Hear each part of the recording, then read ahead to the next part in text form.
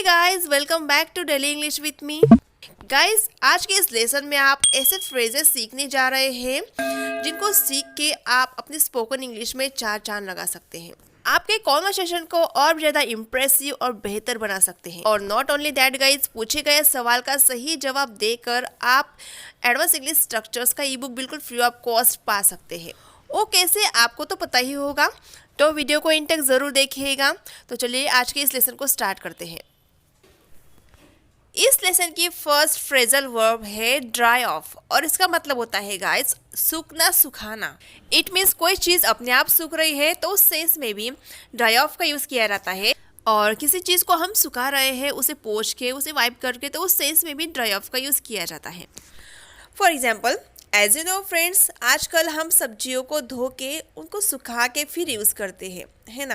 तो अगर आपको किसी को बोलना हो कि सब्जी को धो लो और उसे सूखने दो, तो ये सेंटेंस बनेगा wash the vegetable and leave it to dry of.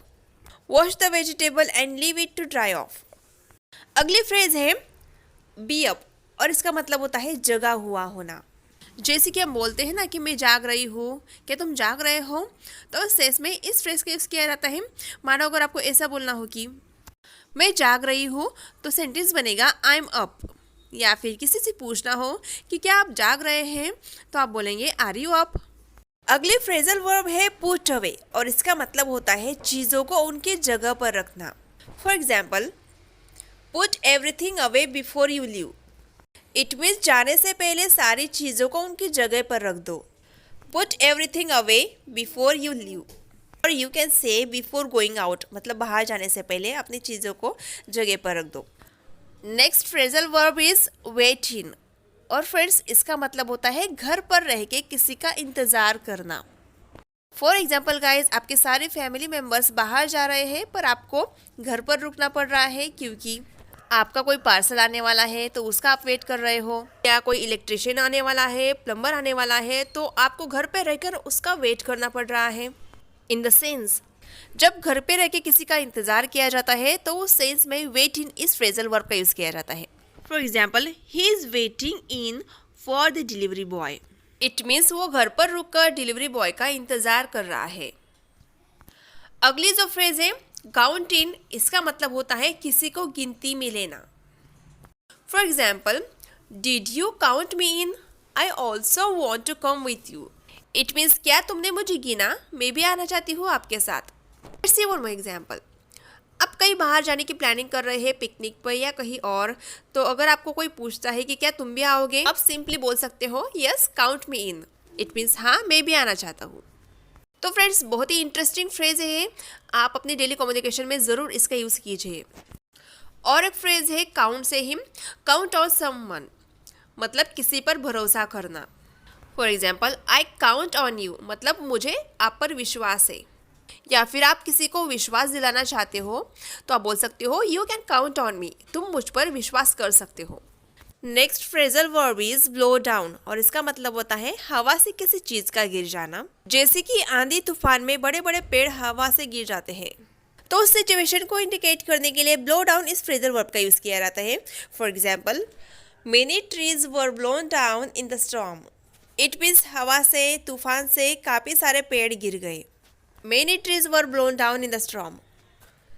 Next idiom है इन अ फेयर वे और इसका मतलब होता है अच्छी संभावना होना, किसी चीज़ की, किसी बात की अच्छी संभावना होना। The doctor thinks that Ramesh is in a fair way to recovery. It means doctor का ऐसा कहना है कि रमेश की ठीक होने की अच्छी संभावना है, वो ठीक होने की स्थिति में है। The doctor thinks that Ramesh is in a fair way to recovery. Next phrasal verb is sell out और इसका मतलब होता है पूरा बिक जाना, पूरा स्टॉक खत्म हो जाना। For example, all kites are sold out. It means सारे पतंग बिक गए। Next phrasal verb is given to और इसका मतलब होता है व्यसन होना। I was sorry to see that he was given to heavy drinking. यहाँ इसका मतलब है मुझे देखकर बहुत दुख हुआ, अफसोस हुआ कि उसे हेवी ड्रिंकिंग की आदत थी, व्यसन था। और अगली जो ईडियम है गाइस, वो है jack of all trades. It means सब काम करने वाला व्यक्ति। ऐसा व्यक्ति जो सारे काम करता हो, सारे काम करने में निपुण हो, जिसे हम बोलते हैं all rounder. For example, Suraj is a jack of all trades, मतलब सूरज ऑलराउंडर है, उसे सब काम आते हैं।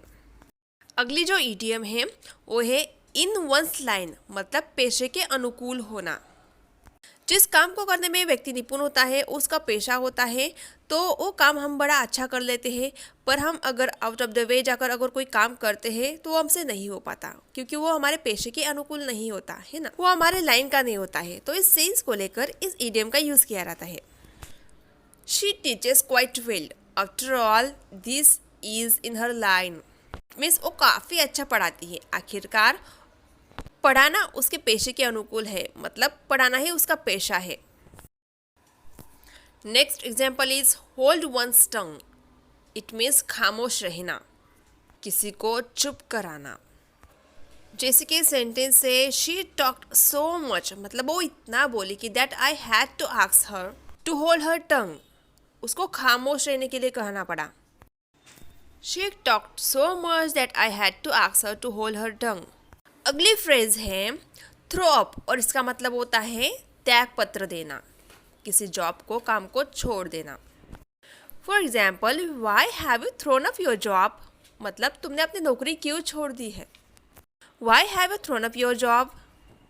अगली फ्रेज है friends all of a sudden, और इसका मतलब होता है अचानक, सडनली।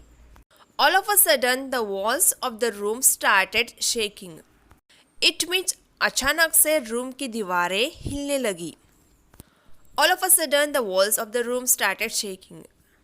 नाउ फ्रेंड्स, अब बारी है आज के सवाल की, और आज का क्वेश्चन है मुझे घर पर रहकर इलेक्ट्रिशियन का वेट करना होगा। गाइज, इस सेंटेंस को आपको ट्रांसलेट करना है कमेंट सेक्शन में। तो गाइज, सही फ्रेजल वर्ब का यूज़ करके सही आंसर दीजिएगा।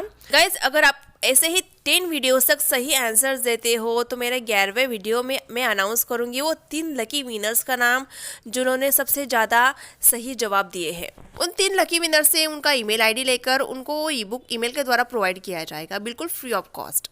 उस ई बुक में गाइज आपको 2000 plus daily English sentences, 300 plus advance English structures and phrases, और इतने ही नहीं गाइज 300 प्लस प्रोवर्ब्स, मतलब कहावतें भी सीखने को मिल जाएंगी।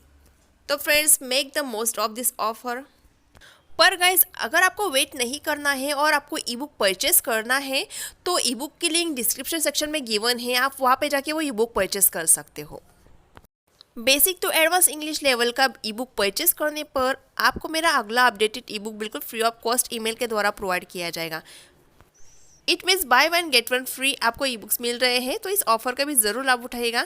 तो गाइस, आज के लेसन में बस इतना ही, मिलती है अगले लेसन में। Till then keep learning, keep watching my videos and keep practising. Bye bye, take care.